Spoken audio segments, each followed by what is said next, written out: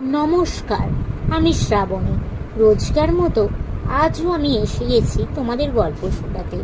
আজকে আমি তোমাদের লেখিকা পুণ্যলতা চক্রবর্তী মহাশয়ার লেখা একটি ছোট গল্প, যার নাম কাকুর কুমির, এটি শোনাবার চেষ্টা করব। তো বন্ধুরা, তোমাদের প্রথমেই জানাই যে আমি একজন শারীরিক প্রতিবন্ধী। নিজের প্রতিবন্ধকতাকে দূরে সরিয়ে নিজের একটা পরিচয় তৈরি করার লক্ষ্যেই তোমাদের এই গল্প শোনানোর কাজটা শুরু করেছি। এই কাজে আমার সফল হতে গেলে তোমাদের সাপোর্ট বা সাহায্য খুবই দরকার। তাই আমি তোমাদের রিকোয়েস্ট করছি, প্লিজ প্লিজ তোমরা আমার বলা গল্পগুলো স্কিপ না করে গিয়ে পুরোটা শোনো। আমার চ্যানেলটা সাবস্ক্রাইব করো, ভালো লাগলে লাইক করো, কমেন্ট করো ও একটু শেয়ার করে দাও। আর এখনও অবধি যেসব বন্ধুরা আমার চ্যানেলটা সাবস্ক্রাইব করেছো তাদেরকে অনেক অনেক ধন্যবাদ জানালাম। তো চলো তোমাদের আজকের গল্পটা শোনাই।